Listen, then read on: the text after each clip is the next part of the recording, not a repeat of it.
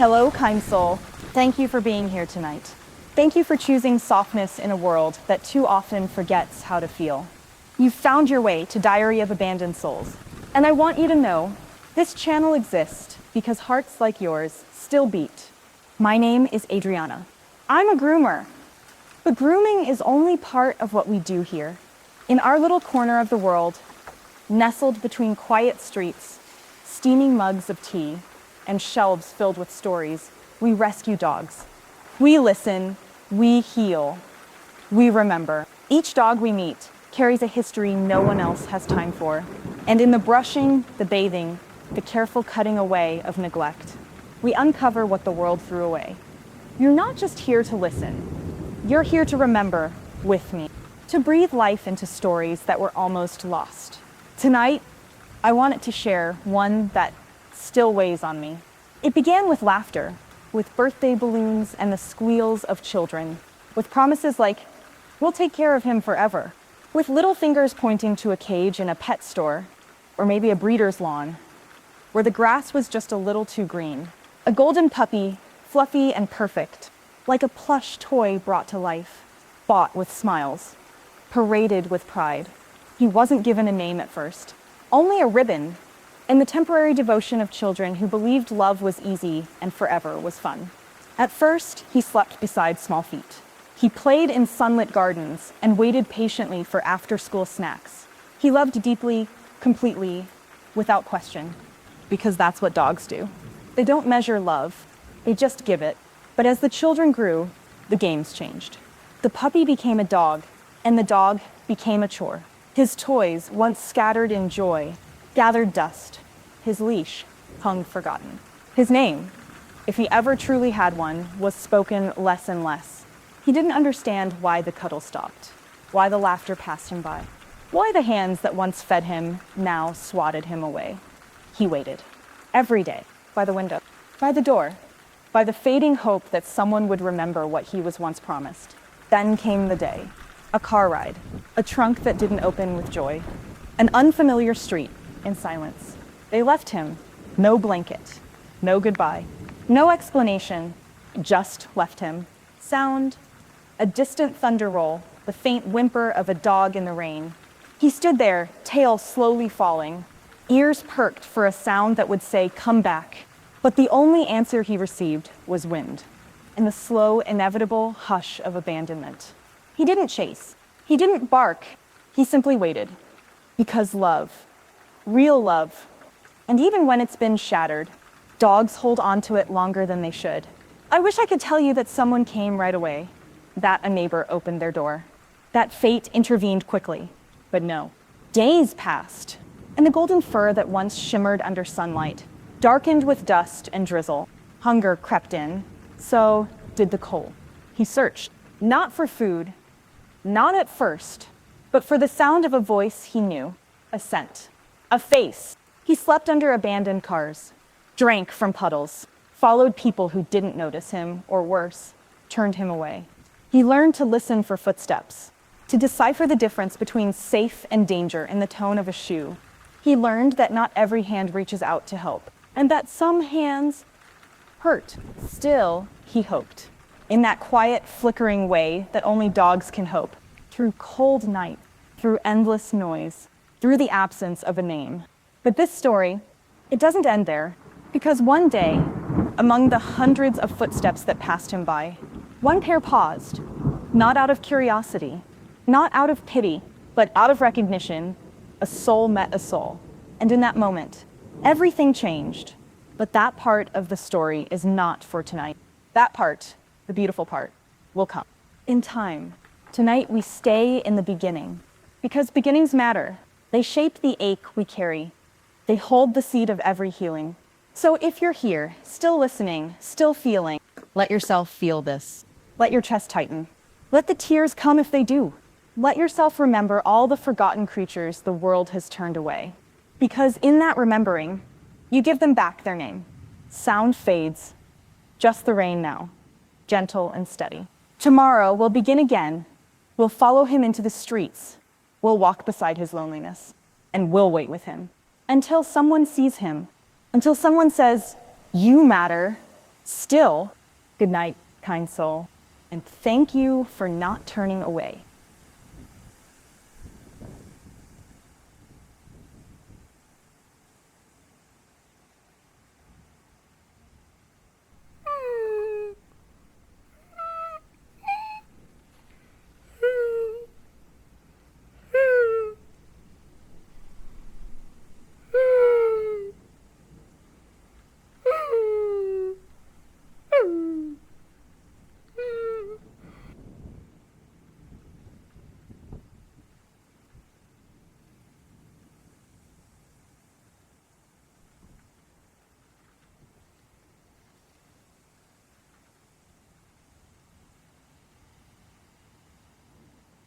He didn't know. He didn't know that morning would be different, that it would be the last time he'd sit by the kitchen door, waiting for someone to notice, that it would be the last time he'd hear their voices echo through the hallway, no longer playful, no longer tender. The children rushed past him like they always did lately, eyes on phones, backpacks swinging. No one reached down to touch him. No one said his name, if he even still had one. He had grown used to being invisible in his own home, a shadow in the corner, a leftover of a chapter no one was reading anymore. But still, he hoped. Dogs always hope. He wagged his tail at the sound of the pantry opening. Maybe someone would drop a crumb. Maybe someone would look at him and remember. But the crumb never fell. The glance never came. Until later, a man's voice called him, brisk and unfamiliar, like a stranger speaking from a memory. Not his voice, not the voice, not the one that used to say good boy while scratching behind his ear. Still, he followed. Because dogs do. Because they believe, even when they shouldn't. He jumped into the car like he used to when it meant the park, or the lake, or the vet after too many treats. Excited. Trusting. He looked out the window with wide eyes, ears perked, watching the world pass by. But the world didn't smile back. The scenery changed. Familiar houses gave way to cracked sidewalks. The sound of birds replaced by the distant drone of traffic and the occasional honk. The street grew colder, emptier, lonelier. The car slowed, stopped, and he waited for the door to open, for the leash to clip on, for a voice to say, "Let's go, buddy." But instead, a sharp order. Out. No name, no touch, no reason. Just one command. He stepped down onto the pavement, tail still wagging, hesitant but loyal. Then the door slammed. The engine started. He turned, confused, tried to get back in, tried to look inside to find familiar eyes, but the windows were dark, and the car drove away. Just like that, gone. And he stood there, alone, still waiting, still believing. The scent of their hands still lingered on his fur. Their voices echoed in his ears like fading lullabies. He didn't move at first, just stood there, looking in the direction they had gone, expecting them to turn around. Because why would they leave? Why would anyone leave someone they loved? He lay down, then got up, then sat, then walked in a small circle, then returned to the same spot, waiting. Because what else could he do? The minutes became hours. The sky turned silver, then gray, then dark. The air grew damp. A drizzle began to fall. Still, he waited. People passed. Some looked, most didn't. Some made a noise to scare him off. Some threw crumbs. Others stones. He didn't chase them. He didn't bark. He just waited. Because love, once given, doesn't vanish. Not in a dog's heart, even when love is no longer returned. The second night was colder. He curled beneath a rusty stairwell behind an old shop. It smelled of grease and rain and old cardboard. He didn't care. Sleep came in short, restless moments. Every sound stirred him, every tire screech, every muffled step. Was it them? Had they come back? But morning came, and they hadn't. So he walked. He didn't know where he was going, only that staying would hurt more. He crossed streets cautiously, learning quickly that not all cars slowed down. He sniffed every hand that reached out and flinched at many. He looked into every pair of eyes that met his own, searching for a flicker of recognition, but there was none. At the park, he saw children. Their laughter pulled at something deep within him. He trotted toward them, tail hesitant but hopeful. One girl screamed. Another boy threw a stick, not for him to fetch, but to scare him away. He didn't understand. He used to belong here. He used to be the reason for that laughter. Now he was just a stray, a mutt, a burden, a discarded toy. By the fourth day, the hunger started to hurt. His ribs began to show. His legs trembled when he stood still too long. He chewed on scraps, stale bread, a piece of bone, a soggy wrapper that once held something sweet. He drank from puddles and leaking pipes. The water tasted like metal, like something forgotten. His fur, once brushed and clean, was now tangled and dull. His ears itched. His paws ached. But the worst pain, the one he couldn't lick or limp through, was the question. Why? What had he done? He replayed every moment. Had he barked too loud? Had he chewed the wrong thing? Had he grown too big? Had he simply stopped being cute? He didn't know, and that not knowing ate at him more than the hunger. Because dogs don't understand abandonment. They don't rationalize pain. They just feel it, deeply, silently, faithfully. One night, he found a corner where the rain didn't reach. He curled into himself, nose tucked beneath his tail, his body small, folded like he was trying to disappear. He didn't dream, or maybe he did, but only of footsteps returning, of a door opening, of a familiar scent wrapping around him like a blanket. But the dreams never lasted, and the cold was always there. A week passed. He had stopped wagging his tail, stopped lifting his head at every voice. The world had become quiet inside him. He walked now not with purpose, but with the rhythm of something that has nothing left to lose. But even then, when he saw a kind face, when someone looked at him for half a second longer than the others, his heart flickered, a tiny ember beneath ash. Because love, the real kind, never leaves a dog completely. Even when it's betrayed, even when it's broken, even when it's left him, like an old toy, tossed aside, when the laughter faded and the children grew up.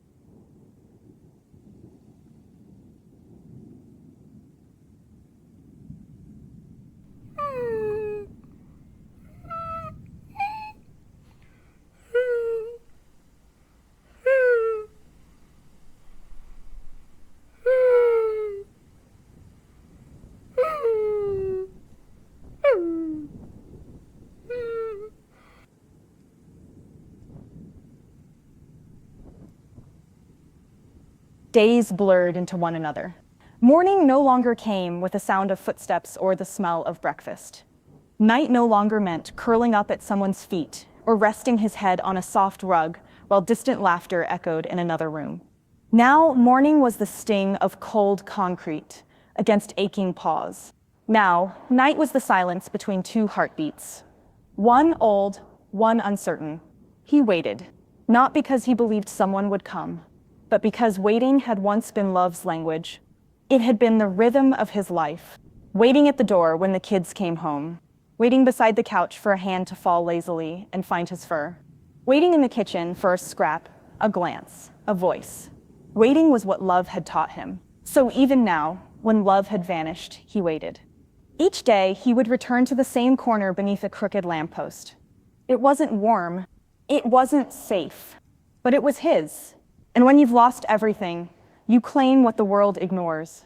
There, in the curve of the sidewalk where leaves gathered in whispers, he sat, he watched. And inside, a quiet storm brewed. The world no longer looked the same to him. The colors were muted, the noises sharper. Every honk startled him. Every fast footstep reminded him of being chased. Every dog bark echoed like a memory he couldn't place. He didn't run toward people anymore, but he didn't run away either. He had become a ghost of trust. Present, but untouchable. A creature between worlds. Not fully wild, not fully wanted. Some days, the hunger numbed even his instincts. He would lie flat on the concrete, his head resting on paws that trembled without asking permission. His eyes remained open, glazed but alert. Inside, the question that haunted him never slept. Where did they go? Why didn't they come back? And then the more dangerous one. What did I do wrong? He didn't know how to unlove them. Dogs never do. It's not in their nature to resent. They just wait.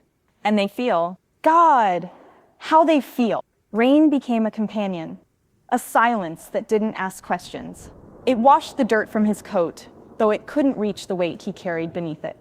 When the wind howled at night, he remembered bedsheets pulled over him, soft fingers running through his ears, a whispered "Good night, buddy." Now, the only voice was his own breathing, shallow, uneven. Even in stillness, his body told stories. The limp in his front leg from when someone kicked him away from a trash bin. The scar near his shoulder blade, healing but not forgotten. The patches in his fur where fear had made him scratch without end. He didn't understand cruelty. Not really. It confused him. Why someone would look at him with kindness one moment, then recoil the next. Why people fed him with one hand and shooed him with the other. He learned to read hesitation, to sense it like a change in the air. And still, he hoped. Not like before, but quietly, desperately, because even broken dogs carry dreams. He dreamed of grass, of someone saying his name, of fingers that didn't flinch when they touched him, of being chosen again, not because he was new, but because he had survived. In his sleep, his legs would twitch, as if running toward a joy that had long since run from him. Some days he walked the same streets over and over again. Not to find them, he had stopped believing they'd return. But because movement was better than remembering, he'd sit near schoolyards sometimes, listen to children laugh, close his eyes and pretend, for a few seconds, that he was home again, that he belonged. But no one called to him, and he didn't dare get close. He learned the rules of his new life. Don't bark, don't beg, don't trust too quickly, don't hope too much. But even these rules bent when the wind carried a familiar smell, when a stranger's eyes softened for just a second longer than expected. That's when the war inside him began. The part of him that wanted to trust, and the part that remembered what happened last time he did. So he'd take one step forward, then 2 steps back. He'd wag his tail, low and unsure. Just a little, just in case. But they always passed by, and the silence would return, like an old friend. He didn't cry, not like people do. But sorrow has many languages. His spoke through lowered eyes, through the way his body curved in on itself when someone raised a hand too fast. Through the slow, careful way he approached water, not just to drink, but to see his reflection. And when he did see himself, he barely recognized what stared back. Was this what he had become? A dog once adored, now nameless, now dirt-stained, now forgotten. And yet, inside, somewhere beneath the ache and exhaustion, was still that flicker. That part of him untouched by abandonment. That part that still believed in good. Because dogs are made of loyalty, even when it's shattered. One day, he watched a woman kneel to feed a small cat in an alley. He didn't move, didn't make a sound, but he watched how gently she poured the food, how softly she whispered. He didn't approach, but for hours afterward, he sat in that spot, as if the echo of her kindness had warmed the ground. That's how it began to change, not with rescue, but with memory, with moments. A kindness here, a gaze there. Small things that stitched together something almost like hope. He began to notice the light again, the way the sun made the puddles shimmer, the sound of birds returning in spring. The world was still harsh, still unforgiving, but it wasn't empty, and neither was he. He didn't yet know that someone was searching. That across town, in another lonely heart, something was stirring, a sense that a soul needed to be found. But he would know. Soon. For now, he waited. Not because he expected, but because part of him still longed. And longing, true longing, is never wasted. Not when it's born of love, even love thrown away.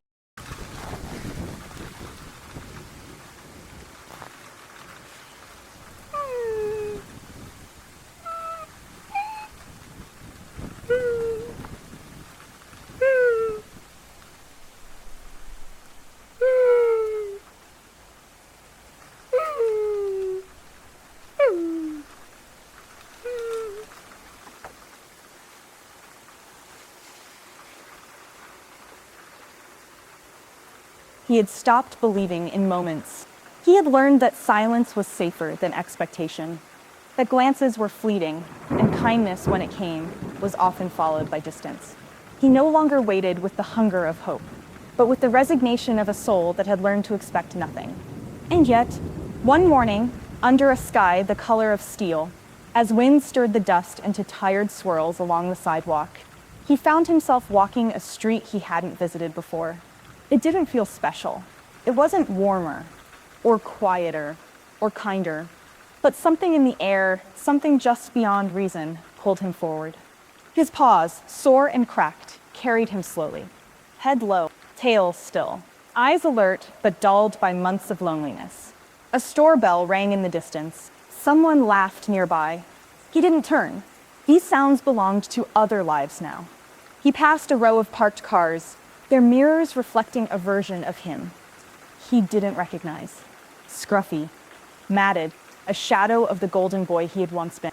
Freshly bathed, ribbon-tied, resting in the lap of a child who had long since outgrown him. But then, a pair of shoes stopped walking.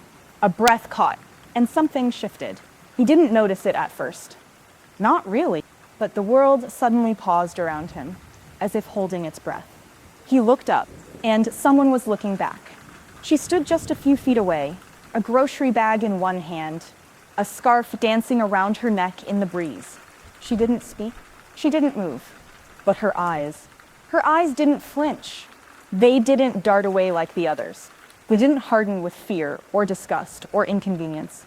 They softened, as if they were remembering something they hadn't yet lived. He stared back, still, silent. His body tensed, not from fear, but from uncertainty. What was this? A trick? A moment? Another gaze that would pass? But her eyes lingered, longer than they should have, longer than anyone else's ever had. And in that lingering, he felt something shift. Not around him, inside him. For the first time in what felt like years, someone saw him. Not the dirt, not the smell, not the stray to be avoided or pitied. Just him, a dog, alone, waiting. And she saw it, all of it. She set the bag down slowly, her movements gentle.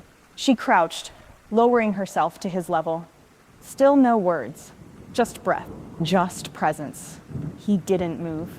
He couldn't, because this wasn't just another human. This was a moment wrapped in stillness, a miracle disguised as a stranger.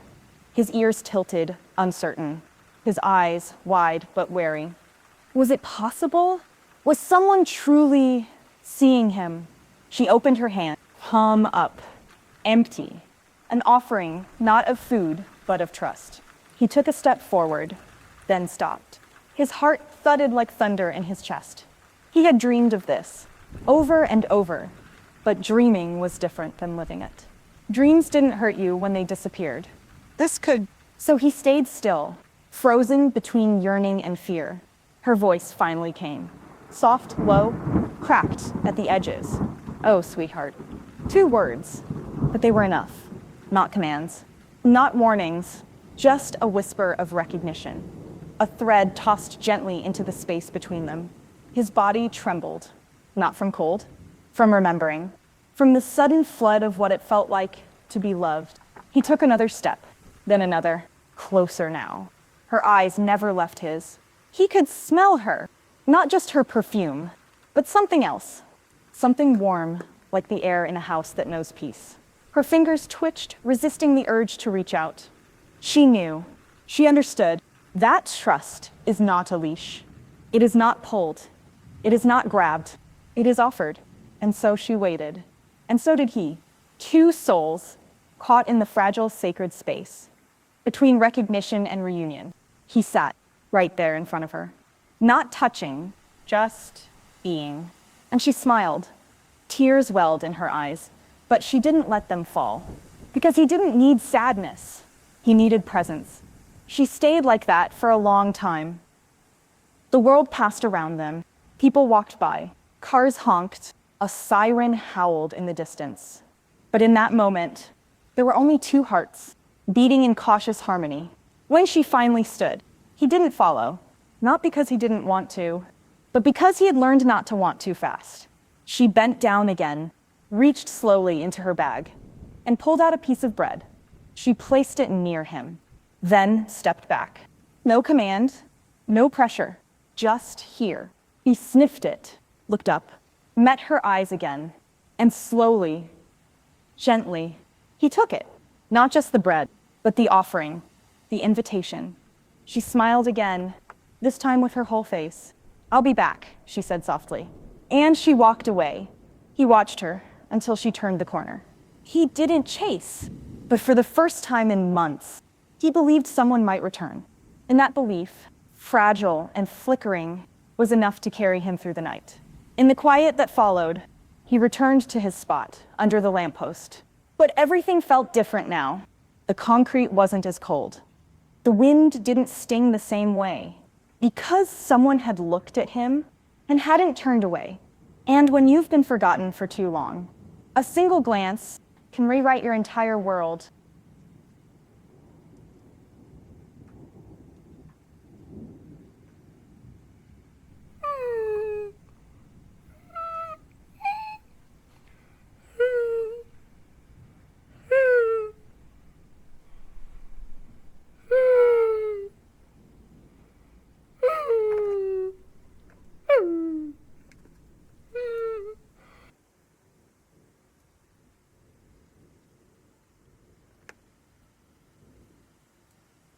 Something changed. It wasn't the weather. The sky remained heavy with clouds, and the wind still carried the scent of old pavement and cold mornings. It wasn't the city. People still hurried, their eyes fixed ahead, never downward. It wasn't even his body. His ribs still showed, and the ache in his legs hadn't lessened. But something inside him shifted. It was subtle at first. A stillness, a flicker, like the faint glow of an ember beneath a blanket of ash. The night after she really saw him. He lay curled beneath the street lamp, as always, but his eyes didn't close all the way. They stayed open, alert, watching, not in fear, in expectation, because someone had promised to come back. And maybe this time, they meant it. He didn't dare believe it too loudly. Belief was dangerous. It burned too bright, and when extinguished, it left a wound no winter could numb. But belief had returned anyway, like a guest who knocks softly, then enters before being invited. And with it came something else, something more dangerous, more beautiful, hope. That morning, the city yawned open with noise and motion. Shops opened, delivery trucks grumbled, birds dipped between wires, and he sat up straighter. For the first time in weeks, he shook out his fur. A weak, half-hearted shake, like a memory of what it used to be. He stretched slowly, cautiously. The joints complained, but he ignored them. He looked down the street, ears tilted. Was she coming? Did she really mean it? He waited longer than usual in that spot. Passers-by didn't notice the difference. To them, he was still just that dog, the stray who sat there like part of the sidewalk. But if they'd looked closer, they would have seen it. A glimmer in his gaze, a quiet glow. The first traces of light returning to a soul that had spent too long in shadow. When she appeared, 2 days later, he saw her before she saw him. His heart did not race. Not yet. He stood slowly, took a single step forward. And then, as if the universe itself paused again, she turned and smiled. Not with surprise, not with pity, but with certainty, as if she had known he'd be there. He didn't run to her, but he didn't look away either. She crouched again in the same gentle way. No words, just her presence. She placed something near him, a piece of chicken wrapped in soft bread. He sniffed it, grateful, careful. But this time, he didn't eat right away. He looked at her, really looked, and for the first time, his tail moved, just once, a slow sway, unsure and small, but it moved. And in her eyes, in the tears that quietly rose but didn't fall, you could see what that moment meant. It was more than wagging. It was trust. It was beginning. It was life. That's when the spark ignited. She didn't stay long, just a few minutes. But before she left, she whispered again, "I'll come back." And this time, he believed her, not with desperate hope, but with quiet faith. Faith that had been buried, shattered, starved. Now it flickered again.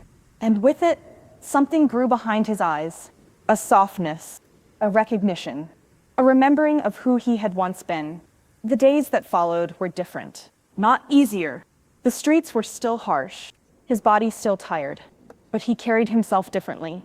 He walked with awareness, lifted his head when people passed, searched their faces not with longing, but with curiosity, because now he knew what it looked like when someone truly saw him, and he wanted to see it again. He bathed in sunlight when he could find it, tilting his face upward like a flower, remembering spring. He sniffed trees more slowly, paused at shop windows. The world wasn't beautiful, but it wasn't empty anymore. It was possible. And when she came again, with a blanket this time, and a small bowl of water, he stepped toward her before she called. He didn't stop, didn't sit at a distance. He stood beside her, close enough to feel her breath. And when her fingers reached slowly, asking, he let them brush against his fur. Just once, then again. And when her palm rested gently on the side of his face, he closed his eyes, and the spark became a flame. He didn't understand words. Not really, but he understood meaning. He understood her voice was different, but it wasn't demanding, wasn't loud. It invited, it soothed. When she spoke, he leaned into the sound. She told him her name, told him he was beautiful, told him he was safe. He didn't understand syllables, but he understood safety. He understood love.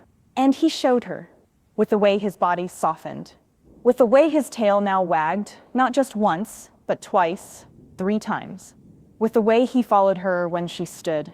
She stopped him with a whisper, not because she didn't want him to come, but because she needed to go somewhere she couldn't take him yet. But she promised. And now, he believed in promises again. The spark didn't stay small. It grew, over days. With every visit, with every soft gesture, he began to sleep more deeply. Because he no longer feared the night. He began to clean his paws with care. Because he remembered pride. He barked once, just once, at a bicycle that came too close. Because he remembered bravery. And in his eyes, the light returned, golden and deep and full of memory. People noticed. A child smiled at him from across the street. A man gave a nod as he passed, but he didn't need them. Because now he had someone who returned. Again and again, without fail. Each visit, she stayed longer. Each time, she brought something new. A towel, a leash she didn't use, a name she whispered into his ears. He didn't answer to it at first. But then, one morning, she said it softly as the sun rose. Leo. And he lifted his head. Not out of instinct, out of knowing, because that was his name. She had given it to him. Not because he was a puppy, not because she needed a pet, but because he was someone. And he believed her. The spark in his eyes became a mirror, reflecting everything she gave him. Patience, warmth, time. She never rushed, never forced. She let him come back to life on his own. And when he did it completely. One day, he ran to her, no hesitation, tail wild, ears bouncing, eyes bright. She dropped to her knees and opened her arms, and he leapt into them.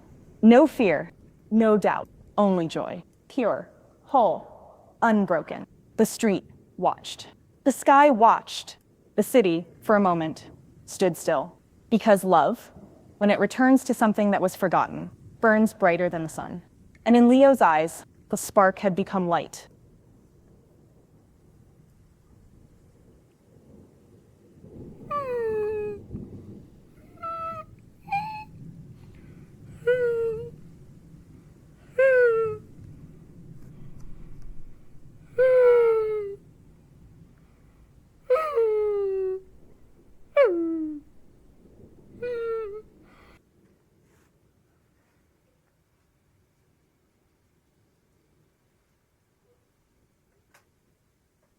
To be touched not out of obligation, he had forgotten what it felt like, not out of curiosity, but from the quiet center of someone's heart. His skin beneath the layers of fur and grime had learned to flinch. The memory of fingers, once playful, once tender, had faded like a dream. You try to recall after waking, but the body never truly forgets. It simply waits for safety, and then it remembers everything. That morning, the air smelled different. There was no rain, No wind, just a soft warmth, like the breath of spring after a long and punishing winter. Leo, yes, that was his name now, knew she was near before he saw her. He had come to feel her presence, like light through closed eyelids. His tail moved gently before he even lifted his head. She arrived without sound.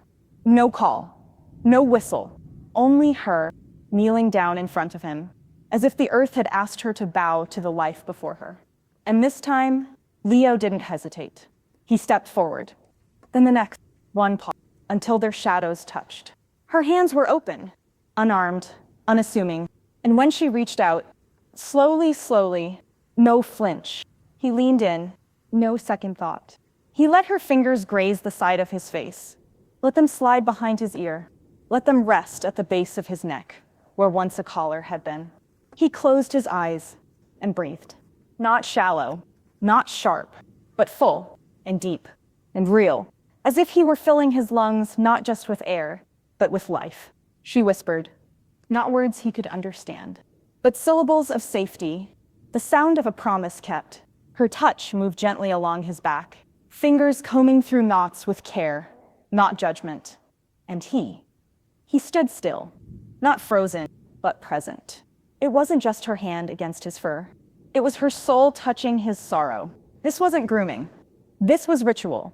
Not yet. A remembering of who he was before fear. This was remembrance of the pup who once jumped into beds without permission, who chased butterflies, who waited by the window at dusk. And with every stroke of her hand, he returned to that self.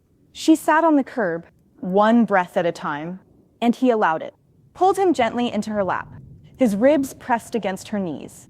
Because when two broken pieces finally find their match, they didn't move for a long time. His head settled into her palm. You don't rush the fitting.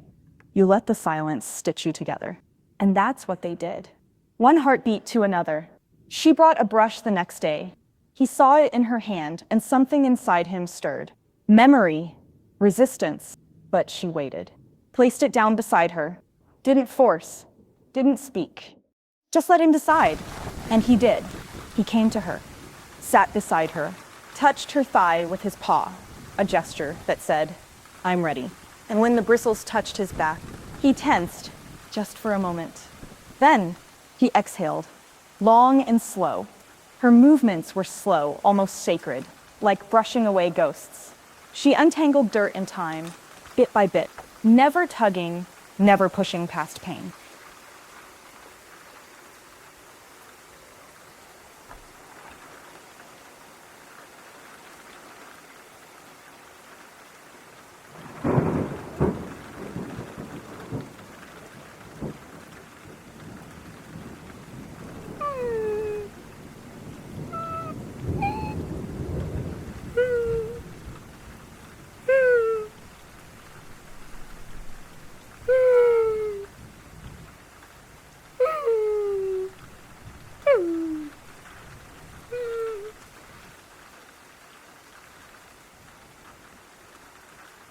There is something sacred about peace, not the kind found in silence alone, but the kind that grows inside a heart that has been bruised, beaten, and still chooses to bloom.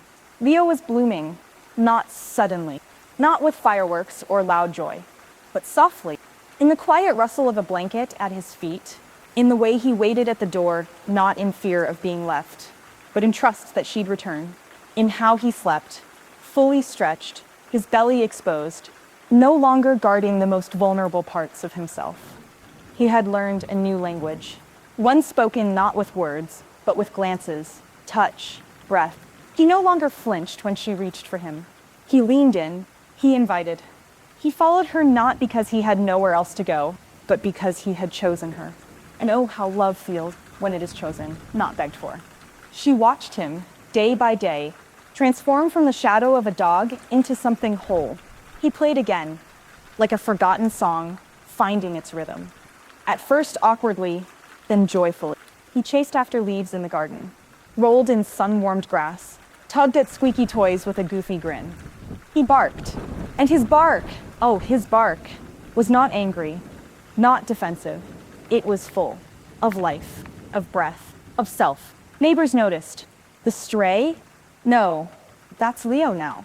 People smiled when they saw him. Some of them asked to pet him. Children waved, and slowly, gently, Leo allowed it. Because he knew now, not every hand harms. Not every voice forgets. It whispered still. His past didn't vanish, sometimes in his sleep, sometimes in thunder. But the whispers no longer held him captive. You are loved, you are safe, you are home, because each day she whispered back louder, the place where she worked her quiet magic. One afternoon, she brought him to the grooming salon, where scissors hummed like lullabies and water soothed what words could not. He hesitated at first, but she was there. She always was. And when she bathed him, again, this time with soft brushes, warm towels, and the gentleness of someone who knew every scar, he didn't shiver. He sighed. She trimmed the overgrown curls behind his ears, cleaned the dirt from between his toes. And when she held up a mirror, combed out the last tangles of his wandering life, he saw himself a golden dog, really saw a beautiful soul, alive. Others in the salon gathered to watch. Some cried. One of them said, "He's not the same dog," but he was. He was just seen, loved, believed in, and when someone believes in you long enough, you start to believe too. His transformation didn't go viral. There were no news crews, but that's the thing about miracles. No headlines. They don't always need an audience.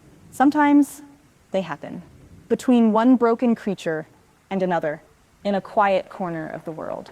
And so Leo lived, not as a toy, not as a forgotten, but as family. He grew older. White flecks speckled his face. He walked slower, but he was never lonely again. Sometimes she would sit beside him and speak aloud. They called you just a dog once, but you were never just anything.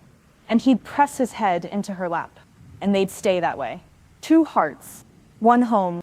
And now, dear listener, now we reach the end of this story, but not the end of what it means, because Leo's story is not just his.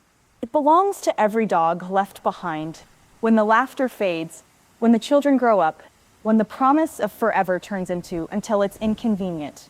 And maybe you've seen a Leo on your way to work, in the corner of a shelter, in the shaking body of a dog too quiet for his own good. Maybe you were Leo in your own way. Maybe you've been thrown away, forgotten, left in the rain. And if that's true, then let Leo remind you the right eyes will find you. The right soul will stay. The right love will rebuild you. You are not what they did to you. You are what you choose to become in spite of it. Thank you for listening, for holding space, for feeling. Thank you for not looking away. Here at Diary of Abandoned Souls, we don't just tell stories, we remember lives. We speak for the voiceless. We believe in second chances, in quiet healing, and in the magic of being seen. I'm Adriana, and I'm a groomer. But more than that, I'm a listener, a rescuer, a witness. All the stories you hear here are real. They've walked into our salon. They've stared at us with eyes that once begged to be noticed. And we notice, always. If Leo's story touched you, please consider subscribing. Your presence here means more than you know. By subscribing, you help more stories be heard, more souls be remembered. And if you'd like to see where these stories begin, in the brushes, the warm baths, the trembling paws finally calmed, we have a second channel dedicated to our grooming work. You'll find it in the description. We'd love for you to join us there too, because every matted coat hides a story. Every trembling dog deserves peace. And every soul, no matter how forgotten, deserves to come home. Until the next story, hold your pets a little closer. Look into their eyes a little longer. Don't turn away. And if you see a stray tomorrow, remember the sound of your footsteps. Even if you forget them. Good night, and thank you